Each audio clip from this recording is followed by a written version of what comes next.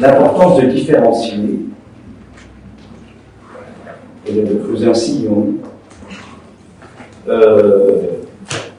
entre le discours analytique et les autres discours. Je crois que Lacan arrive à cette perspective-là, vous le savez,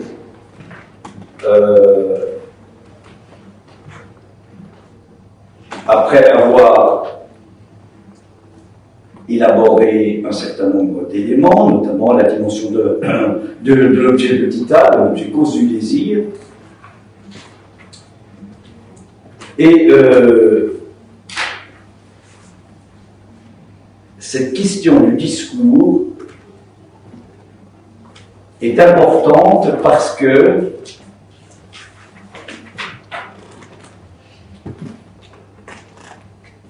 il n'y a d'inconscient qu'à partir du discours analytique. Voilà, tout simplement. Voilà. Mais ça ne dit évidemment pas grand-chose de ce qu'est le discours analytique. Hein, l'inconscient existe au discours analytique. L'inconscient est ce qui est au cœur du travail analytique, sans qu'on puisse d'ailleurs bien dire ce qu'est l'inconscient. Sinon qu'il est. C'est-à-dire qu'à certains moments, quelque chose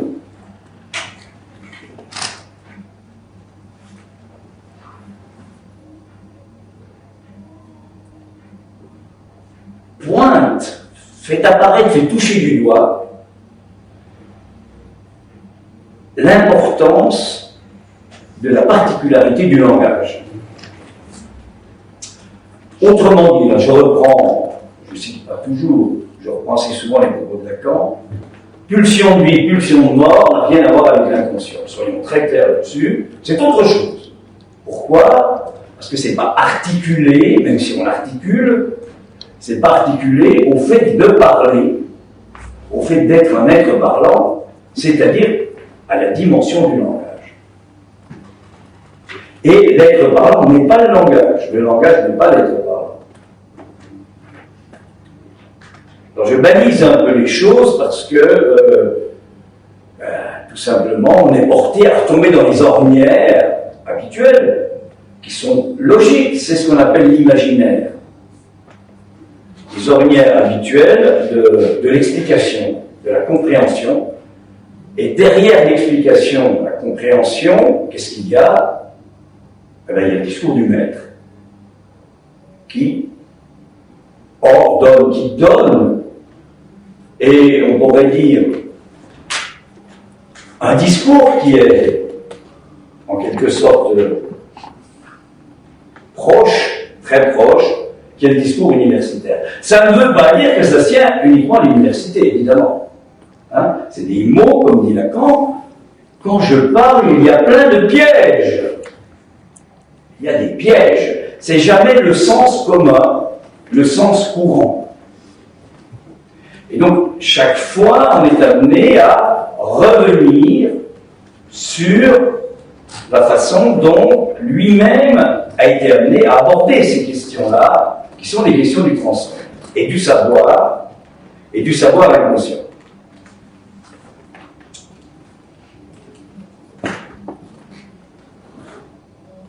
Et c'est vrai que, à partir de là, dans les années qui nous intéressent, c'est-à-dire 72, 73, 70, 72, 73, pour baliser les choses, c'est radiophonie, c'est les séminaires de cette période, notamment encore, les noms du Père, c'est télévision. C'est quand même pas rien. Radiophonie, télévision.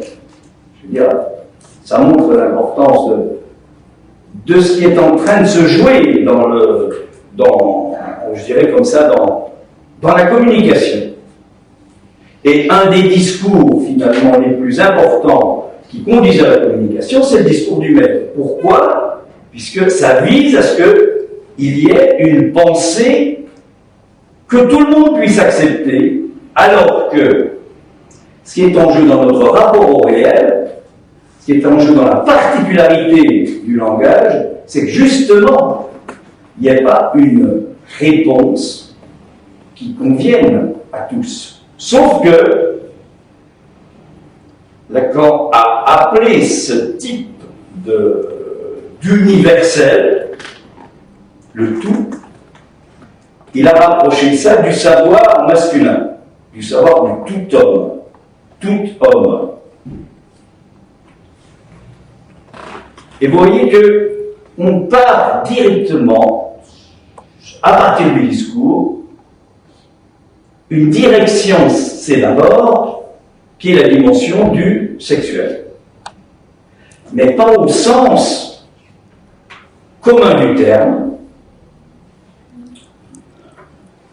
Et c'est ce que je voudrais un petit peu aborder ce soir. Je l'ai déjà abordé, mais plus particulièrement ce soir, d'autant plus que il me semble que la création artistique et que ce qui peut nouer art, psychanalyse, politique, c'est quelque chose qui tourne autour du sexuel. Et par exemple, la voix, en tant qu'objet de petit art, j'avais beaucoup entendu que c'était peut-être une des pulsions qui ne prenait pas appui sur le sexuel. C'est une vraie question. L'expérience que j'ai de plus en plus conséquente, de plus en plus importante, de cette fugitive qui apparaît dans certaines circonstances et puis qui se retire, puisque c'est ça le chant lyrique, avec cet appui particulier au sol, qui fait que quand on chante, c'est quasiment comme quand on marche, c'est-à-dire qu'en permanence, on avance, on chante toujours à l'horizontale, on chante jamais en haut en bas, et quand on avance, on prend appui sur le sol, c'est-à-dire qu'on prend appui sur quelque chose qui est ce qu'on peut appeler une connexion au corps, mais qui dit connexion au corps, dit connexion, on ne sait pas bien à quoi, mais de toute façon à quelque chose qui pose la question de notre rapport à quelque chose. Alors, c'est maintenant que je peux commencer à dire un peu quelque chose de ce que j'ai voulu dire au colloque de l'UNESCO. Ça m'est venu comme... j'ai donné deux titres, finalement. Le titre que j'ai donné de la conférence, c'est le droit féminin. Parce qu'on était encore dans la dimension des droits, du droit de l'homme. Du droit de l'homme. Et puis après, quand j'ai repris ça pour faire un travail du texte, le texte, vous allez voir, sur son écrit, et ça me permet de faire une parenthèse, vous avez pu voir sur son écrit que Daniel Mesguich lit 4 textes que j'ai écrits, et puis je remercie donc Daniel Mesguich d'avoir accepté cette lecture qui est tout à fait particulière. Puis aussi, je remercie Jean-Yves Montagu qui est là, qui a écrit un texte, où ce que je lui dis, c'est que n'étant pas psychanalyste, c'est quand même tout à fait étrange qu'il puisse parler de la voix comme objet vital. Ce qui est quand même tout à fait intéressant, son propos montre bien que la voix, c'est pas quelque chose qui relève du son, du sonore. La voix, telle que l'aborde Lacan, différentes. Quand il dit que, par exemple, la pulsion invocante est la plus proche de l'expérience de l'inconscient, on voit ce qui nous tient là ce soir, bien sûr, plus particulièrement, et la voix, effectivement, il importe de la différencier du sonore, sauf si, je reviens dans le discours, sauf si on reste au niveau du discours, que je vais appeler scientifique, il n'est pas nommé comme ça par Lacan, mais qui est finalement le discours du maître, le discours hystérique. C'est important parce que dans les consultations qu'on peut être amené à faire, les personnes qui viennent nous voir, on se rend bien compte que il y a quelque chose du discours scientifique qui est de plus en plus étouffant qui fait que, quel que soit le type de symptômes, eh bien, on se rend bien compte qu'il y a quelque chose qui n'est plus possible en regard de ce développement du savoir particulier, qui est le discours scientifique. Et ce quelque chose, c'est bien sûr le fait que ce qui va être en jeu, on va dire, par le biais de cet objet petit a, on va appeler la voix. Et là, j'ai introduit un mot dont j'ai déjà parlé, mais qui n'est pas encore sorti ce soir, c'est de trouver le plus de jouissance qu'il faut pour que la vie continue. Citation de la voix. Alors voilà. L'être parlant se perd dans le réel du sexe. Voilà. Pourquoi?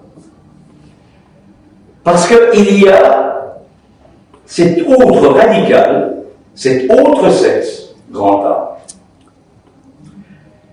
qui fait que nous en sommes séparés, et donc, ce qui est logique, c'est qu'il ne peut pas y avoir de rapport sexuel à partir du moment où ce qui est en jeu, cette impossibilité, ce réel-là, c'est ça le ressort du réel, ce qui est en jeu, c'est le fait que, alors, voilà toute la dimension du noir dont je parlais tout à l'heure, à psychanalyse politique. À mon avis, c'est pas parler de la politique, c'est pas revendiquer une dimension politique, c'est pas revendiquer une dimension artistique. Ça, c'est la dimension de l'imaginaire et du plan. On essaie de se mettre dans la dimension du hors d'eux, c'est-à-dire de ce qui est. Freud dit au-delà, mais je crois que c'est plus qu'au-delà, parce que je vois que ce serait au-delà, c'est là dès qu'on parle. Mais cette dimension du 3, cette dimension signifiante, avec ceci que le signifiant n'a rien à voir avec le sens et la signification.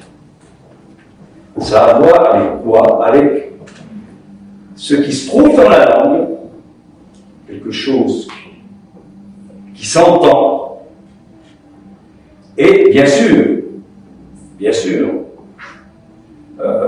que quelqu'un parle, il y a quelque chose qui peut s'entendre.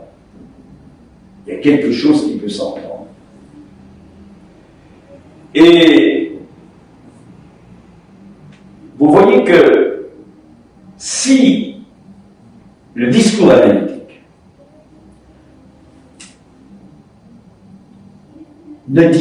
n'arrive pas à dire quelque chose sur le sexuel, Freud en a dit quelque chose. Il est parti comme il a pu du sexuel au sens commun du terme. Et il est venu buter, vous savez, sur cette question qu'il pose, cette jeune qui nous rapporte ça, sur cette question que Freud aurait posée à Marie Bonaparte: que veut la femme? Was will das Weib? Et qu'il ne savait pas, évidemment, il ne savait pas qu'il en connaissait la réponse, comme tout être parlant. Mais Lacan, justement, à partir des formules de la sexuation, apporte, met en direction de quelque chose qui nous sort alors, de l'imaginaire complet au sens du descriptif, c'est-à-dire la psychologie, de la politique, d'une description quelconque, du deux, qui est que si on articule le sexe, l'être sexué,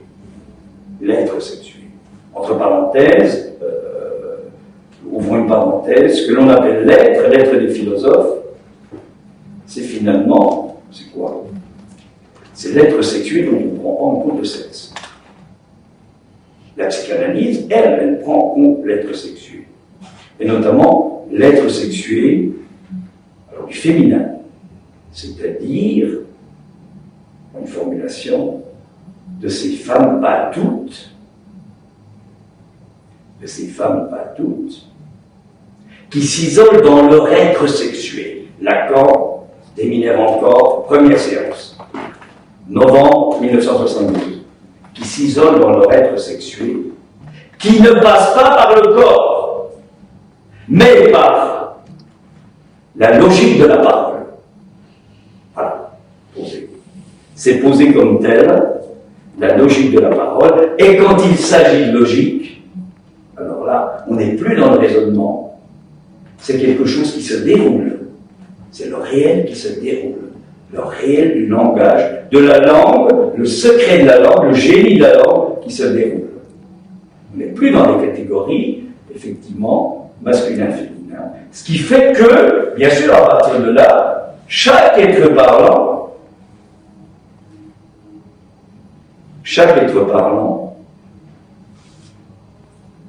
il est possible, s'il y a une certaine rencontre, c'est la dimension du contingent,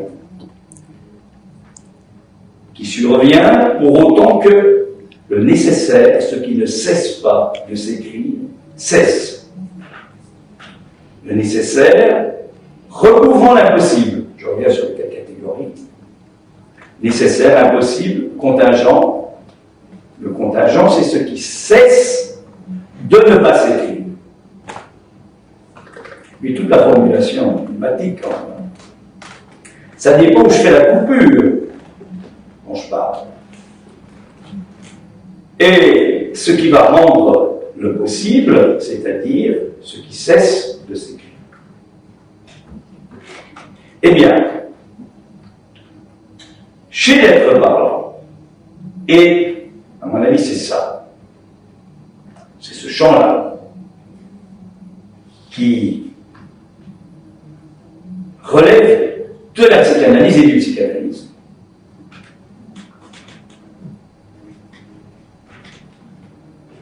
Chez l'être parlant, il peut arriver, c'est toute l'énigme, que justement, ce ratage du rapport sexuel soit raté. C'est la contingence.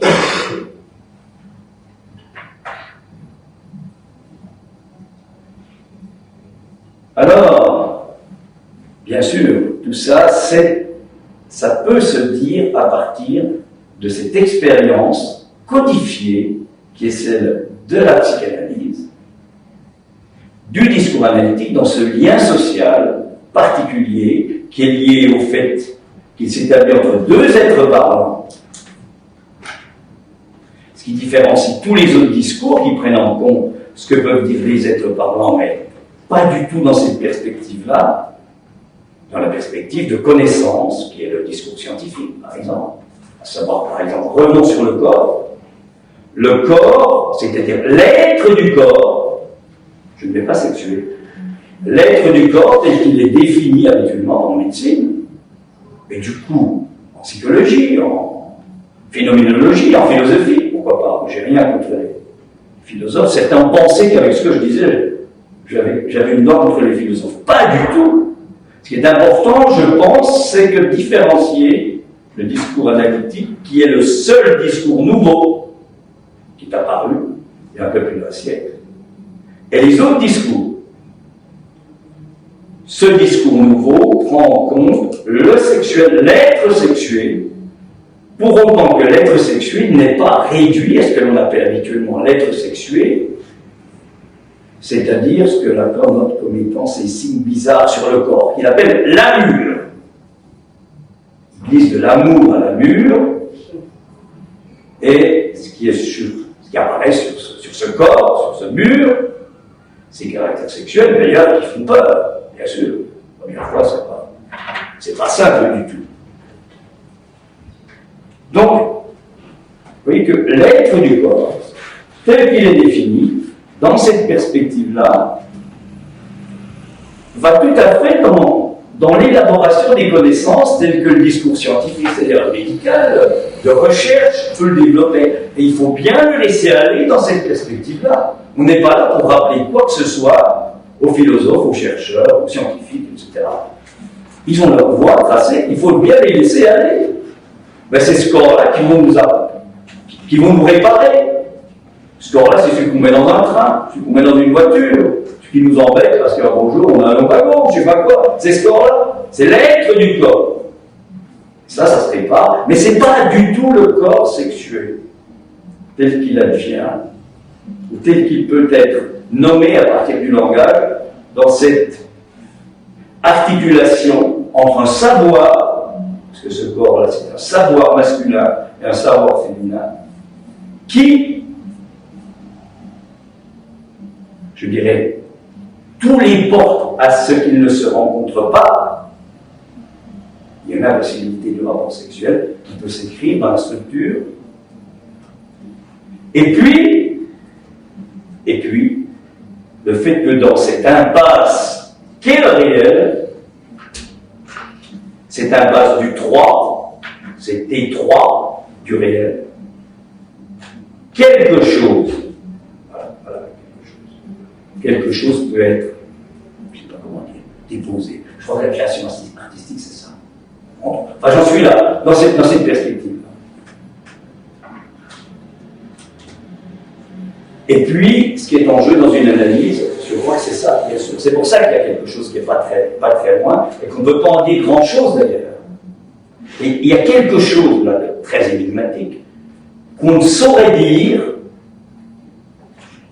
qui est bien sûr cette rencontre et cette expérience du réel, qui peut s'entendre suivant les sensibilités de chacun, je sais pas, dans la danse, dans le chant, dans la peinture. Mais ce que je connais un peu, c'est donc un peu là. C'est-à-dire la musique, je vais trop vite. La dimension du son. Ce que vous voyez sur une partition, c'est la façon dont le discours scientifique explique que peut s'écrire un son. Mais ce n'est pas la musique. Il faudra quoi pour faire de la musique? C'est ça la question. Vous pouvez avoir un bel instrument, une voix. C'est important d'avoir une voix qui permet effectivement une sorte de stradivarius sur la voix. C'est pas pour ça que vous allez faire de la musique avec votre voix.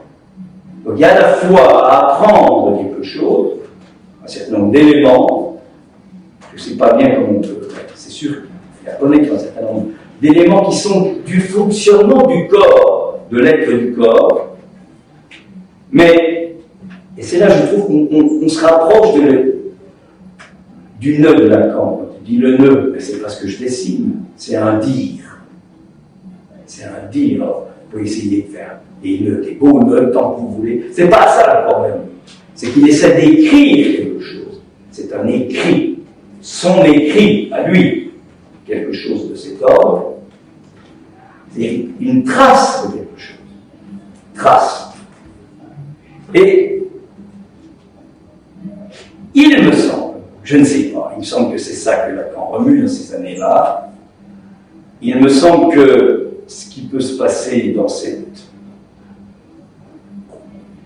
Eh bien, ce qu'on appelle l'amour, c'est-à-dire dans cette rencontre qui survient à tout hasard, comme on dit en français. C'est là tout hasard, à écrire comme on veut, qui survient entre le savoir masculin, 9 avril 74, qui part, mais finalement qui va se fermer. Il s'ouvre pour se fermer. C'est-à-dire que c'est un rond de ficelle. C'est une boucle, ça se ferme, c'est terminé. Et on recommence. C'est toujours la même chose. Et puis, alors,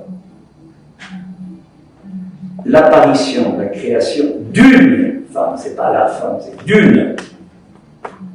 Alors, est-ce que ça veut dire qu'il faut qu'il y ait un être féminin en face de soi? C'est ça la question. C'est pas. Mais ce qui me semble, c'est que dans la parole, dans le fait de parler, il y a à la fois les deux parts, bien sûr, et que quand Lacan déploie ça pour faire un peu comprendre quelque chose, il parle de la division chez tout être parlant entre ces deux parts. Et à nouveau, dans la création artistique, je crois que c'est ça qui est en jeu. Et si on met le politique par rapport à ça, c'est pas pour parler d'éléments politiques au sens commun du terme, parce qu'on va s'y perdre. Laissons les gens qui sont là-dedans le faire. C'est que à partir du moment où ça peut fonctionner, ça crée un autre rapport à l'autre. C'est ça le politique. C'est ça le nuage des trois. Et ça passe par le corps sexuel. Sexuel. Alors bien sûr, on est loin de ce que j'évoquais tout à l'heure, c'est-à-dire les caractères sexuels qui sont comme secondaires. La mue, signe bizarre sur le corps, étrange. Bien sûr que ça existe. Bien sûr que ça va occuper l'être parlant. Mais ça n'est que secondaire, comme dirait. Secondaire. Et on ne peut même pas mettre les primaires, ni les tertiaires, ça ne change rien. Il faut sortir du 2. C'est la dimension du 3. De ce moment de rencontre singulier où ce que l'on peut appeler le dire, cette période dont je parle, c'est le moment où Lacan écrit l'étourdi. Vous pouvez l'écrire comme vous voulez, les tours du dit, les tours dit, et ça commence par une phrase qui annonce la couleur. Qu'on dise reste oublié derrière ce qui se dit, dans ce qui s'entend. Qu'on dise. C'est peut-être même que l'on dise. L'on dit. Que l'on dise. Enfin, qu'on dise. C'est comme ça que ça sort. Et on en est là. On en est là. Alors l'inconscient, bien sûr, ça parle. Alors, je me demande si l'inconscient, ça chante. Ça, je dirais pour moi, sensibilité, l'inconscient, ça chante. Et que cette musique dont je parlais, cette création qui est la musique, qui est cette façon de... Ce que je connais, c'est ça. France va peut-être venir quelque chose tout à l'heure sur la danse. Mais ce que je connais, c'est que chanter dans ce que j'apprends, ce qui m'intéresse, qui m'a fallu 65 ans pour trouver ça, pour attendre ça. Donc ça, 65 ans. Eh bien, c'est le fait que ce qui sort comme ça vient d'une connexion au corps qui finalement renvoie à une, je ne sais pas comment il faut dire ça, mais au fait que ça passe par cette jonction du corps et du... Alors de quoi? Je ne sais pas.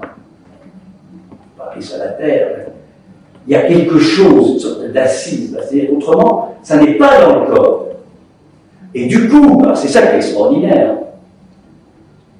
C'est que, ce que je connais, moi, c'est comme je suis ténoré, j'ai aucun problème avec le haut, avec les harmoniques du haut.